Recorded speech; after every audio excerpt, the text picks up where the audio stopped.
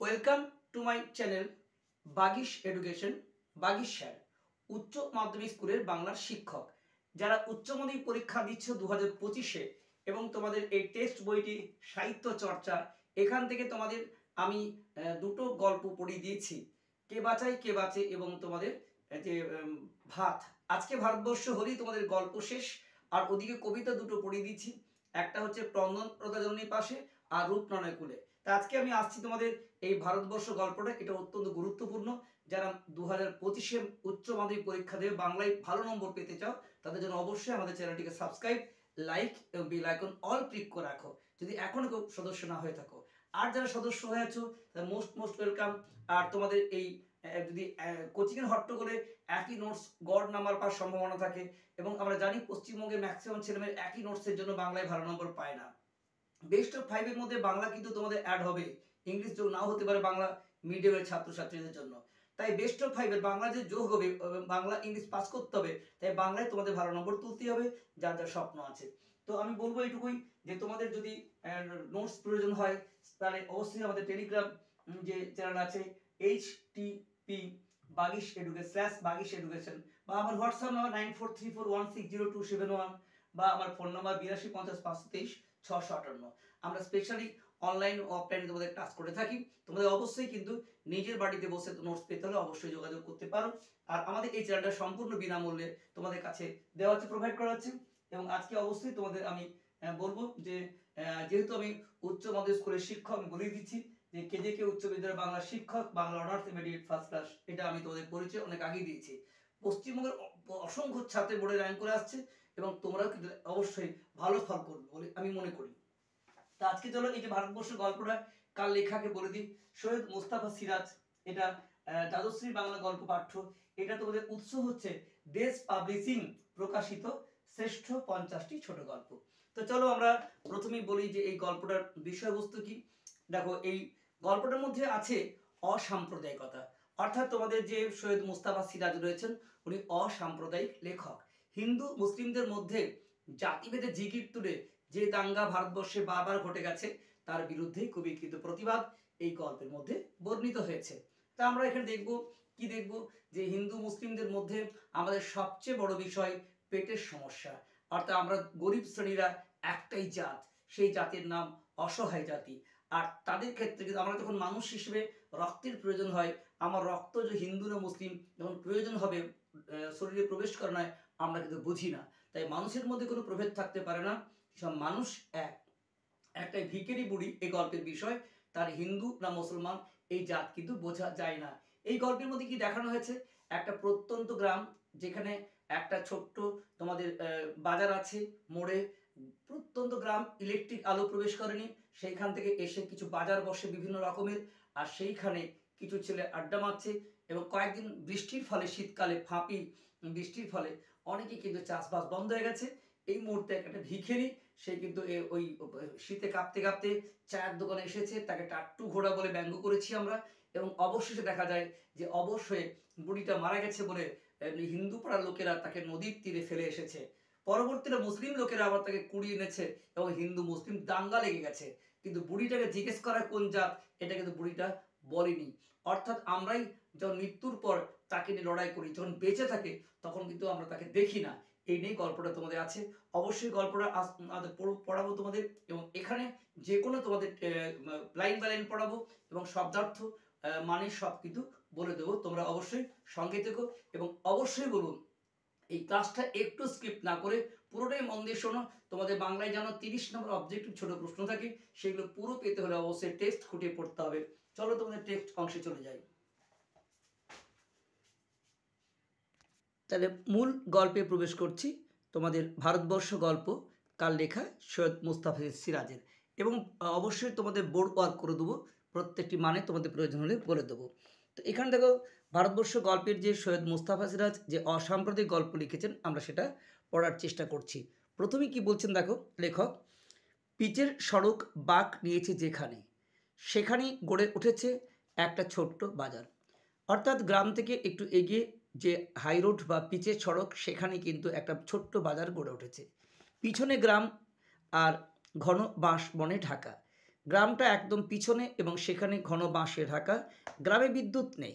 মাঝে মাঝে বিমর্ষ সভ্যতার বিমর্ষ সভ্যতার মুখ চোখে পড়ে। বিমর্ষ মানে কি? বিমর্ষ মানে মৌন, যে সভ্যতা ঘুমিয়ে আছে, যে সভ্যতা পিছিয়ে পড়েছে, চুপচাপ, তাকে বিমর্ষ সভ্যতা বলা হয়। তা বিমর্ষ সভ্যতার মুখ চোখে পড়ে যখন কিনা কাঁচা রাস্তার ধরে সবুজ ঝোপের ফাঁকে এগিয়ে আসে কোনো যুবক যুবতী। অর্থাৎ যে যুবক যুবতী এগিয়ে আসছে সবুজ ঝোপের ফাঁক দিয়ে এগিয়ে আসে। পরনে যা পোশাক তা আমেদাবাদের কারখানায় তৈরি। তাহলে এই যে পোশাক পরিচ্ছদ তোমরা জানো গুজরাট আমেদাবাদ থেকে তৈরি হয়, সেখান থেকে আসছে। কিন্তু বাজারে বিদ্যুৎ আছে, কাছেই দেখো বাজারে মোড়ে বিদ্যুৎ রয়েছে, কারেন্ট রয়েছে, কিন্তু গ্রামে বিদ্যুৎ নেই। কি কি আছে এগুলো তোমাদের পরীক্ষায় আসে। দেখো, 3টে চায়ের দোকান। চায়ের দোকান কটি? 3টি। 2টো সন্দেশ। কটা সন্দেশের দোকান পরীক্ষা আসে? 2টো। 3টে পোশাকের দোকান, একটা মনোহারির দোকান, আর 2টো মুদিখানার দোকান। এইগুলো কিন্তু পরীক্ষায় খুব ভালো করে পড়ে, তাই টেস্ট খুঁটিয়ে পড়বে। চায়ের দোকান কটা? 3টে। সন্দেশের দোকান কটা? 2টো। পোশাকের দোকান কটা? 3টে। মনোহারি কটা? একটা। এবং তোমাদের মুদিখানা হলো 2টো। আর কি আছে? একটা আড়ত আছে। আড়ত মানে যেন হোলসেল বেশি বিক্রি হয়। আর হাস্কিং মেশিন আছে। হাস্কিং মেশিন মানে কি? যেখানে চাল গম এসব ভাঙা হয়। আর তার পিছনে আছে ইটভাটা, ইট তৈরি হয়। চারপাশের গ্রাম থেকে লোকেরা আসে এই বাজারটাতে। চারপাশের গ্রাম থেকে লোকেরা আসে। রাত 9টা পর্যন্ত জোর জমজমাট চলে এখানে, অর্থাৎ আড্ডা হয় খুব বেশি। তারপর ফাঁকা, অর্থাৎ 9টার পরে কিন্তু আর লোকজন থাকে না খুব একটা, সব ফাঁকা হয়ে যায়। শুধু কিছু আলো জ্বলে, বিদ্যুৎ বা কারেন্টের আলো ওখানে জ্বলে। কিছু নেড়িকুত্তার ছায়া ঘোরে পিচের ওপর। নেড়িকুত্তা মানে স্ট্রিট ডগ, তারা ওখানে ঘোরে। মাঝে মাঝে চলে যায় ট্রাক দূরে শহরের দিকে, অর্থাৎ ট্রাকের শব্দ শোনা যায়, অনেক দূর চলে যায়, আবার সব চুপচাপ। ট্রাক এলে এবং গেলে একটু শব্দ হয়, ট্রাক চলে যাওয়ার পর আবার চুপচাপ ওই নীরব গ্রাম। বাকির মুখে আদ্যিকালের বটগাছে প্যাঁচার ডাকও স্তব্ধতার অন্তর্গত বলে মনে হবে। অর্থাৎ বাকির মুখে যে আদ্যিকালের বটগাছ আছে, পুরনো বটগাছ, আদ্যিকালের মানে কি? পুরনো কাল। তাই এটা জেনে রাখতে পারো যে আদ্যিকাল শব্দের অর্থ কী। আদ্যিকাল অর্থাৎ মানে হচ্ছে তোমাদের পুরানো, অর্থাৎ খুব প্রাচীন। প্রাচীন বা পুরানো হচ্ছে আদ্যিকাল, এটা জেনে রাখতে হবে। তো আদ্যিকাল মানে পুরানো। তাই আদ্যিকালে বটগাছ, হ্যাঁ, তোমাদের এখানে দেখা যাচ্ছে যে সেইখানে আদ্যিকালে বটগাছে প্যাঁচা ডাকছে, এটা আরও চুপচাপ নিস্তব্ধ মনে হচ্ছে। সময়টা ছিল শীতের, যে সময়ের কথা বলছি সেই সময়টা অবশ্যই ছিল শীতকাল।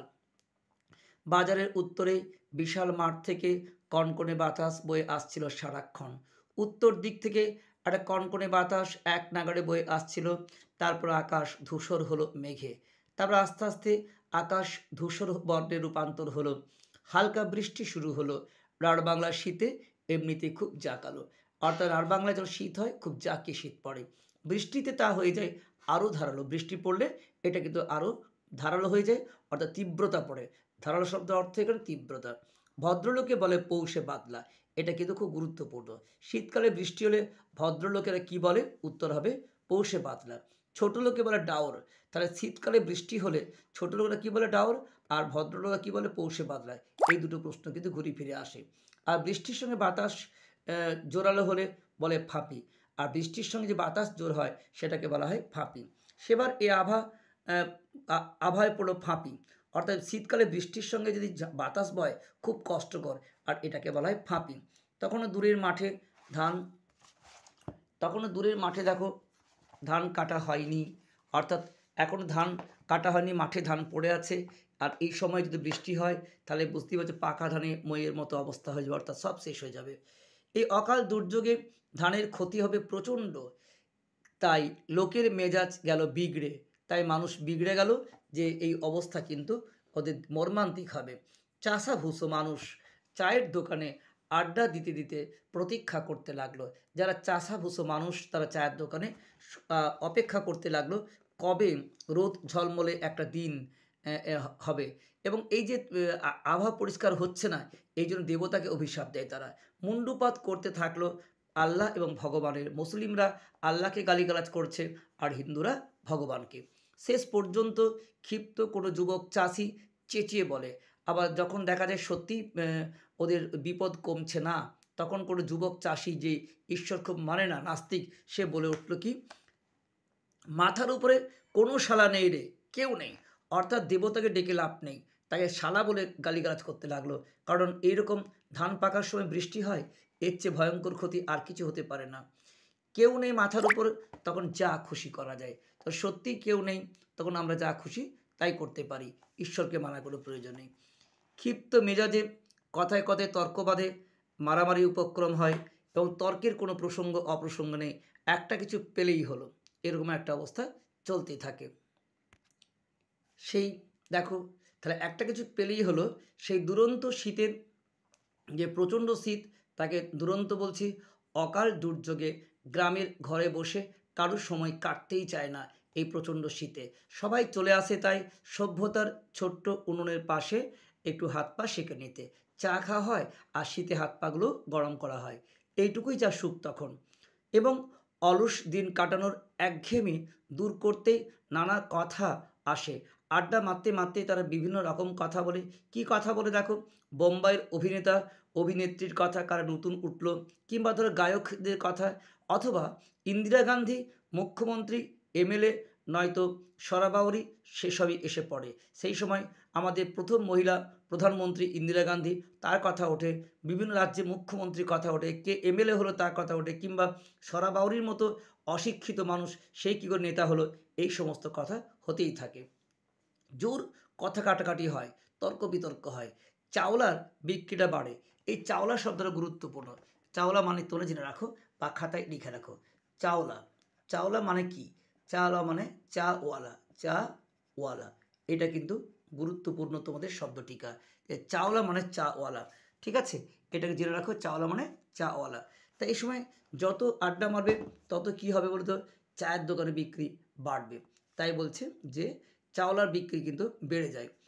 এবং ধানের মরশুম আজ, ধানের মরশুম মানে এই সময় ধান উঠবে, আর নিশ্চিতভাবে ধান উঠলে আজ না হোক কাল তো পয়সা পাবে, তাই ধানের অঙ্ক বেড়ে চলে। সবাই ভাবে ধান তো উঠবেই, আর ধান বিক্রি করে চায়ের দোকানে যা ধার আছে শোধ করে দেবো, প্রত্যেকের কিন্তু ধারের অঙ্ক বাড়তেই থাকে।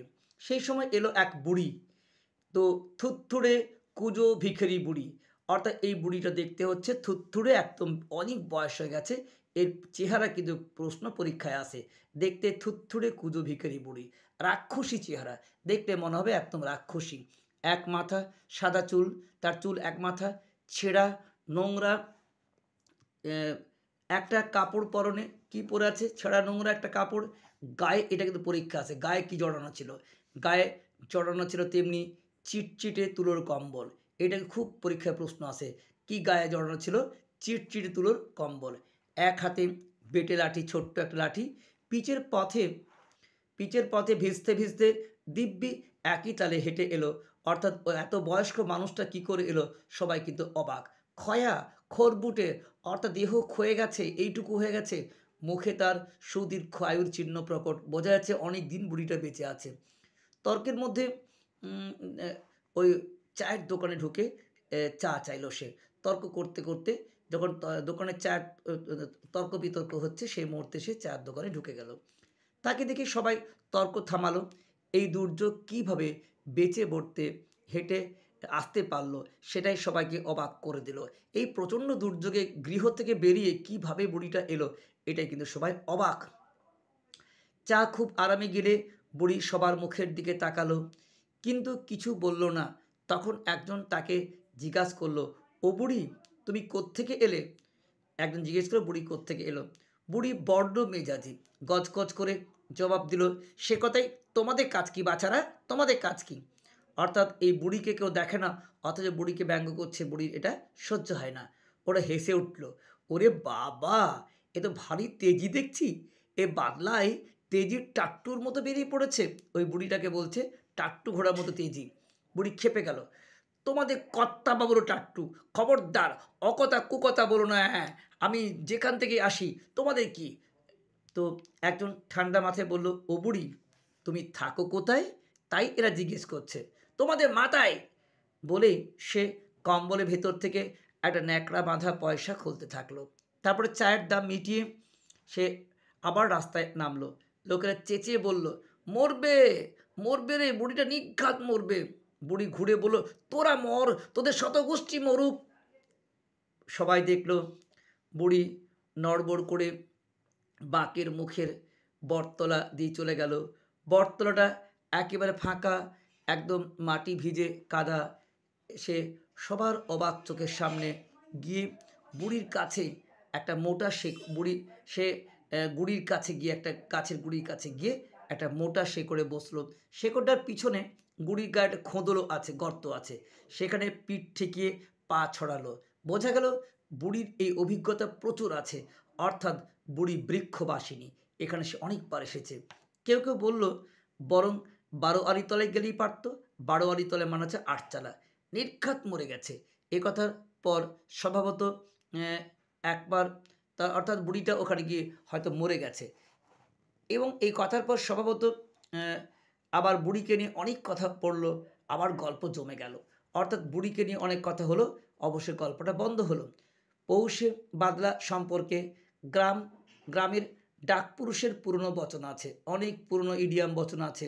যেমন এটা পরীক্ষায় আসে, শনিতে 7, অর্থাৎ শনিতে বৃষ্টি হলে 7 দিন হবে, মঙ্গলে 5, মঙ্গলে বৃষ্টি শুরু হলে 5 দিন হবে, বুধে 3, বুধবারে বৃষ্টি শুরু হলে 3 দিন হয়, আর বাকি সব দিন, বাকিগুলো 1 দিন হয়।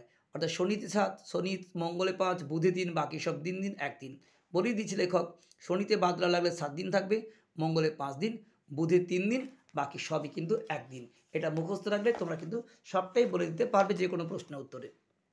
তারপরে দেখো কি বলছে, অন্য দিনে লাগলে 1 দিনের ব্যাপার, অর্থাৎ এই 3 দিন বাদ দিয়ে বাকি দিনে হলে 1 দিন মাত্র বৃষ্টি থেমে যাবে। এ বাদলা লেগেছিল মঙ্গলে। অবশ্য কেউ হিসেব করে দেখেনি যে সত্যি কদিন হলো, কিন্তু যেদিন ছাড়লো সেদিন আকাশ পরিষ্কার হয়ে গেল একেবারে, সূর্যের উজ্জ্বল মুখ দেখা গেল। আর সবাই আবিষ্কার করলো বটতলায় সেই গুড়ির খোঁদালে পিঠ রেখে বুড়ি চিত হয়ে পড়ে আছে, নিঃসার তার দেহ, অসার তার দেহ। অনেকটা বেলা হলো, নড়ছে না দেখে চাওলা জগা, অর্থাৎ যে চা বিক্রি করে তার জগা, সে বলে ফেললো, নির্ঘাত, চাওয়ালা জগা বলল, নির্ঘাত মরে গেছে বুড়িটা, নির্ঘাত মরে গেছে বুড়িটা। কথাটা কে বলল? চাওলা জগা, চা বিক্রেতা জগা বলল। একজন বলল, সর্বনাশ, তাহলে তো শ্যাল কুকুরে ছিঁড়ে খাবে, অর্থাৎ শিয়াল কুকুরে তার দেহ ছিঁড়ে খাবে, গন্ধে টেকা যাবে না। এটা একজন বলে ফেলো, নাম নেই। একজন দুজন করে ভিড় বাড়তে থাকলো। কেউ বুড়ির কপালে ছুঁয়ে দেখলো প্রচণ্ড ঠান্ডা, আর একজন নারীও দেখলো কোনো স্পন্দন নেই, অতএব নড়ছে না যখন, তখন মরাই বটে। চৌকিদারকে খবর দেওয়া হলো, সে এসে বলল, থানায় খবর দিয়ে কী হবে, ফাঁপিতে এক বুড়ি পটল তুলেছে, পটল মানে মারা গেছে, আবার থানা পুলিশ কী করে কী হবে, 5 ক্রোশ দূরে থানায় খবর দাও, তারপর ওনার আস্তে আস্তে রাত দুপুরও হয়ে যেতে পারে, ততক্ষণ তো থানায় খবর দেওয়ার প্রয়োজন নেই, ততক্ষণ গন্ধ ছিটবে, অর্থাৎ ওর পচা গন্ধ ছাড়তে পারে। কবে মরেছে হিসেব আছে নাকি? কেউ তো দেখেনি কবে মরেছে, দেখছো না ফুলে ঢোল হয়ে গেছে, কেমন দেহটা ফুলেও গেছে। গ্রামের লোকেরা কি বললো তাকে? চৌকিদার তো ও পাহারা দেয়, কি করবো চৌকিদার দা? চৌকিদার কি বললো, আরে নদীতে ফেলে দিয়ে এসো, ঠিক গতি হয়ে যাবে যা হবার। মৃতদেহটাকে বলল নদীতে ফেলে দিয়ে আসার জন্য। বিজ্ঞ চৌকিদারের পরামর্শ মানা হলো। মাঠ পেরিয়ে 2 মাইল দূরে নদী। নদী কত দূরে? 2 মাইল। এখন শুকনো, যদিও নদীটা এখন শুকনো, এবং সেখানে চড়া ফেলে দিয়ে এলো কয়েকজন মিলে, চড়াই তারা দেহটাকে ফেলে দিয়ে এলো। বাসে চ্যাংদোল্লাই ঝোলানো হয়েছিল, সেটাও ফেলে দিয়ে এলো ওরা, চ্যাংদোল্লাটাও ফেলে দিল। বুড়ি শরীর উজ্জ্বল রোদে তপ্ত বালিতে চিত হয়ে পড়ে রইল। ফিরে এসে সবাই দিগন্তে চোখ রাখলো, ঝাঁকে ঝাঁকে শকুন নামবে কখন, তার মৃতদেহকে ছিঁড়ে ছিঁড়ে খাবে। হঠাৎ বিকেলে এক অদ্ভুত দৃশ্য দেখা গেল। এই লাইনটা পরীক্ষায় তোমাদের প্রশ্ন আছে, কি দেখা গেল? মাঠ পেরিয়ে একটা চ্যাংদোল্লা আসছে, সেটা যখন বাজারে পৌঁছেছে তখন জানা গেল ব্যাপারটা। সেই বুড়ির মোড়াটাই তুলে নিয়ে আসছে মুসলমান পাড়ার লোকেরা, যারা আসছে তারা মুসলিম পাড়ার লোকেরা। আরবি মন্ত্র পড়ছে ওরা, মুসলিমদের মন্ত্র আরবি মন্ত্র, এবং মাথায় টুপিও পরেছে কেউ কেউ। মুসলিমদের কেউ মারা গেলে টুপি পরে একসঙ্গে লাইন দিয়ে আসে। যারা ফেলে দিয়ে এসেছিল তারা হিন্দু, হিন্দুরা ফেলে দিয়ে এসেছিলো, আর মুসলিমরা তা তুলে আনছে কেন না, এরা বলছে হিন্দু, ওরা বলছে মুসলিম। হিন্দুরা ফেলে দিয়েছিল আর মুসলমানরা কবর দেবে, কিন্তু হিন্দুরা দগ্ধ করেনি, এটা নিয়ম ছিল। কিন্তু গরিব তো ফেলে দিয়ে চলে এসছে, তা যারা ফেলে দিয়ে এসেছিলো তারা হিন্দু, তারা অবাক এবং রেগে জানতে চাইলো কি ব্যাপার, না বুড়ি যে মুসলমান, কি প্রমাণ আছে বুড়ি মুসলমান? আজ প্রমাণ অনেক আছে। তারা বলল, অনেকেই তারা শুনেছে বুড়ি নাকি বিড় করে আল্লাহ বা বিসমাল্লাহ বলেছে, এটা কিন্তু মুসলিমদের ডাক। এমনকি গ্রামের মোল্লা সাহেব যিনি অকাট্য শপথ করে বললেন, আজ ফজরে মানে ভোরের নমাজের সময় যখন নমাজ ছেড়ে এদিকে বাস ধরে আসছি তখনই বুড়ি মারা যাচ্ছিল। তো ওখানের যিনি মোল্লা মুসলিম পুরোহিত অর্থাৎ মোল্লা সাহেব, উনি বললেন, আমি যখন ভোরে বেলাতে নমাজ ছেড়ে আমি বাসে করে যাচ্ছিলাম তখনই বুড়ি মারা যাচ্ছিল। ওকে স্পষ্ট কলমা পড়তে শুনলাম, অর্থাৎ বুড়ি ইসলামদের যে ধর্মগ্রন্থ কলমাও পড়ছিল। তা কে না জানে বুড়ি মরেছে। আমি আমি যাচ্ছি শহরে মামলার দিন, অর্থাৎ ওই মোল্লা সাহেব শহরে যাচ্ছিল মামলার জন্য, তাই দেখা হলো না মৃত্যুর দৃশ্যটা। ফিরে এসে শুনি ওকে নদীতে ফেলে দেওয়া হয়েছে। তোবা তোবা, মানে এটা হতেই পারে না। তা কি হয়, আমরা বেঁচে থাকতে তাই কবরে দেবার ব্যবস্থা করলাম। আমি তখন শহরে যাচ্ছিলাম মামলার জন্য, বুড়ি মৃত্যু দৃশ্য উনি প্রমাণ করে দিচ্ছেন যে উনি আল্লাহ বিসমাল্লাহ বলেছেন, নমাজের সময় বুড়ি কলমা পড়েছে, পুরো মুসলিম, কিন্তু এখন আমি ওর কবরের ব্যবস্থা করার জন্য আনতে বলেছি। গ্রামের ভট্টাচ সবে বাস থেকে নেমেছেন, উনিও শহরে গিয়েছিলেন। উকি মেরে সব দেখে শুনে বললেন, অসম্ভব, আমি তো মোল্লার সঙ্গে একই বাসে আজ শহরে গিয়েছিলাম, আমিও স্পষ্ট শুনেছি বুড়ি বলছিল শ্রীহরি শ্রীহরি শ্রীহরি। তা শ্রীহরি শ্রীহরি বলতে কে শুনেছিল, না গ্রামের ভট্টাচ মশাই। উনি বলছেন উনি হিন্দু। তার সপক্ষে অনেক প্রমাণ জুটে গেল যে সত্যি উনি হিন্দু। নৌরি নাপিত দিব্যি করে বলে দিল, আরে আমি তো কালকেই কামাতে বসবো বলে বটতলায় এসেছিলাম, দেখলাম বসা যাবে না। আর তখনই বুড়িকে স্পষ্ট বলতে শুনেছি যে হরিবোল হরিবোল হরিবোল, অর্থাৎ হরিবোল হরিবোল বলতে কে শুনেছে, নৌরি নাপিত। আর শ্রীহরি শ্রীহরি বলতে কে শুনেছে, ভট্টাচ মশাই। এর মধ্যে কিন্তু পরীক্ষা একটা প্রশ্ন তোমাদের আসে। তখন এটা বলা মাত্রই ফজলুল শেখ বলল, ভুল শুনেছ, আমি সকর্ণে শুনেছি বুড়ি লাই ইল্লাহ ইল্লাহ বলেছে। অর্থাৎ ফজলুল শেখ বলল উনি নিজের কানে শুনেছেন বুড়ি, কিন্তু তাহলে ইসলামদের পক্ষের লোক আছে, হিন্দুর পক্ষের লোক আছে, সে লাইলাহ ইল্লাহ বলতে শুনেছে কে, না ফজলুল শেখ। এবারে হিন্দুর একজন লোক নাম নিবারণ বাগদি। নিবারণ বাগদি রাগী লোক, খুব একসময় দাগি ডাকাত ছিল। সে চেঁচিয়ে বলে মিথ্যে, একদম মিথ্যে কথা। সে হিন্দু। করিম ফরাজি একটু নামাজ পড়ে, বান্দা মানুষ, খুব শাস্ত্র সম্পর্কে জানে। একথা ছিল লাঠিয়াল পেশাদার লাঠিয়াল, এককালে বিরাট লাঠিয়াল ছিল। তো তাই সে নিবারণের এই চেঁচানি বরদাস্ত করবে কেন, বরদাস্ত মানে সহ্য করবে কেন, সে আরও চেঁচিয়ে বলো খবরদার, বচসা বেড়ে গেল। তাহলে এখানে বচসা মানে ঝগড়া, এটাও জেনে রাখো তোমাদের কাছে। বচসা খুব ইম্পর্টেন্ট, বচসা মানে ঝগড়া, ঠিক আছে, বচসা মানে ঝগড়া, এগুলো কিন্তু গুরুত্বপূর্ণ শব্দ। তাহলে সে বচসা বেড়ে গেল, তর্কাতর্কিতে উত্তেজনা হল্লা চলতে লাগলো। তারপর দেখা গেল একদল লোক সেই বাঁশের চাংদোল্লাটা নিয়ে টানাটানি করছে, অর্থাৎ হিন্দুরা বলছে আমাদের, মুসলিমরা বলছে আমাদের। দেখতে দেখতে প্রচণ্ড উত্তেজনা ছড়ালো চারদিকে, দোকানে ঝাঁপ বন্ধ হয়ে যাবে, মারামারি উপক্রম সব বন্ধ হতে লাগলো। আর তারপরেই দেখা গেল গ্রাম থেকে অনেক লোক দৌড়ে আসছে, সবার হাতে এক মারাত্মক অস্ত্রশস্ত্র। চ্যাংদোল্লাটা তখন পিচের উপর, বুড়ির মরার দুপাশে স্পষ্ট দুটো জনতা দাঁড়িয়ে গেছে, দুই দলের হাতে অস্ত্রশস্ত্র, পরস্পরকে লক্ষ্য করে গালাগালি চলছে।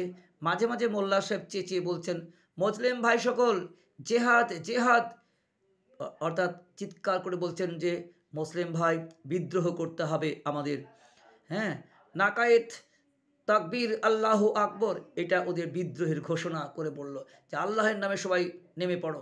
অন্যদিকে ভট্টাচ মহাশয় তিনিও গর্জে উঠে বললেন, জয় মা কালী, জবন নিধনে অবতীর্ণ হও মা। অর্থাৎ মা কালীকে সামনে, এই জবন মানে মুসলমান, এটা তোমাদের কাছে জেনে রাখো যে এটা পরীক্ষায় গুরুত্বপূর্ণ, যে জবন মানে কি, জবন মানে হচ্ছে মুসলমান। তা কিছু মানে তোমাদের জেনে রাখতেই হবে, সেগুলো এখানে জবন মানে মুসলমান।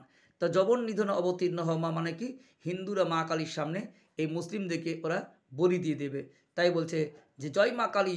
এটা কে বলছেন, না ভট্টাচ মশাই। জবন নিধনে অবতীর্ণ হওয়া মা, জয় মা কালী কি জয় বলল। ধুমধুমার গর্জন প্রতিগর্জন দেখা গেল। বিপন্ন আইনরক্ষক বেচারা নীল উর্দি পরা চৌকিদার তার লাঠিটি উঁচিয়ে মাঝখানে দাঁড়িয়ে আছেন। কারণ নীল উর্দি পরে আইনরক্ষক চৌকিদার কিচ্ছু করতে পারছে না, দুপক্ষকে কিছু বলার চেষ্টা করছে, কেউ শুনছে কখনো শুনছে না। যখনই মুসলিম পক্ষকে লাঠি নিয়ে যাচ্ছে তারা এক পা পিছিয়ে যাচ্ছে, আবার হিন্দু পক্ষকে এরম করে। তাই যখনই মুসলিম পক্ষ এক পা এগিয়ে আসে সে মরিয়া হয়ে লাঠি ঠুকে গর্জায় সাবধান, আবার হিন্দুরা এগুলো সে একইভাবে ওই দিকে লাঠি উঠিয়ে বলে খবরদার। কিন্তু এই লাইনটা পরীক্ষা আছে, দেখো কতক্ষণ সে এই মারমুখী জনতাকে ঠেকিয়ে রাখতে পারতো কে জানে। অর্থাৎ দুপক্ষকে কতক্ষণ ঠেকিয়ে রাখবে, সে এবার পর্যায়ক্রমে পাগলের মতো দুদিক থেকে পিছে লাঠি ঠুকতে লাগলো, খটখট শব্দে কাঁপতে লাগলো, আনখাত তোমাদের লাঠি চালালো চৌকিদার। তারপরে দেখা গেল এক অদ্ভুত দৃশ্য, এটাও কিন্তু পরীক্ষায় প্রশ্ন আসে। কী অদ্ভুত দৃশ্য দেখা গেল, বুড়িটা নড়ছে, নড়তে নড়তে উঠে বসার চেষ্টা করছে, দুদিকে সশস্ত্র জনতা ফ্যাল ফ্যাল করে তাকিয়ে আছে, চৌকিদারও হাঁ করে দেখছে, কি অবাক যে মরে গেছিল জাগলো কী করে। তারপর বুড়ি উঠল, উঠে দুদিকে তাকালো, ভিড় দুটোকে দেখলো, মুখটা বিকৃত করলো, আর সে বিকৃত মুখে ফ্যাক ফ্যাক করে একটু হেসে উঠল, কি অবস্থা তাকে নিয়ে। চৌকিদার এত করে মুখ খুলে বলল, বুড়িমা তুমি মরনি? তা বুড়িমা তুই মরে, কে বললো? চৌকিদার। সঙ্গে সঙ্গে বুড়ি বললো, মর, তুই মর, তোর সাথে গোষ্ঠী মরুক, গালিগালাজ করলো। দুদিকের ভিড় ঠেলিয়ে ভিড় চেঁচিয়ে উঠলো, সবাই একসঙ্গে বলে উঠলো, বুড়ি তুমি মরনি? তখন তোরা মর, তোরা মুখ পোড়ারা মর। বুড়ি তুমি হিন্দু না মুসলমান এটাও জিজ্ঞেস করলো। বুড়ি খেপে গিয়ে বলল, চোখের মাথা খেয়েছিস মিনছেরা, চোখের মাথা খেয়েছিস? ওরে নরক্ষকরা, ওরে শকুন খোকারা, আমি কি দেখতে পাচ্ছিস নে? চোখ গিলে দেবো, চা পালা বলছি। অর্থাৎ বুড়ি জানে না সে কোন জাত। যা যখন বেঁচে বুড়ি এই মর্মান্তিক অবস্থা, তখন না দেখেছে হিন্দু না মুসলিম। বুড়ি মরে গেলে তাকে নিয়ে মারামারি হচ্ছে তার মৃতদেহকে নিয়ে, তাই বুড়ি কিন্তু জানে না সে কোন পরিচয়। তাই বলছে আসলে চোখ গেলে দেবো। বলেই সে নড়বড় করে রাস্তা ধরে চলতে থাকলো। ভিড় সরে তাকে পথ দিল, শেষ রোদের আলোয় সে দূরের দিকে ক্রমশ আবছা হয়ে গেল। অর্থাৎ বুড়ি আস্তে আস্তে করে তার সবার পাশ থেকে চলে গেল। গল্পটি এখানে শেষ হলো। তাহলে বুঝতেই পারলে এই গল্পের মূল বিষয়বস্তু কী, যে একটা বুড়িকে নিয়ে কত মারামারি, কিন্তু বুড়ি জানতে পারা যায়নি সে হিন্দু না মুসলমান। বুড়ি নিজের মুখে পরিচয় দেয়নি। আমাদের একটাই জাত, আমরা মানুষ।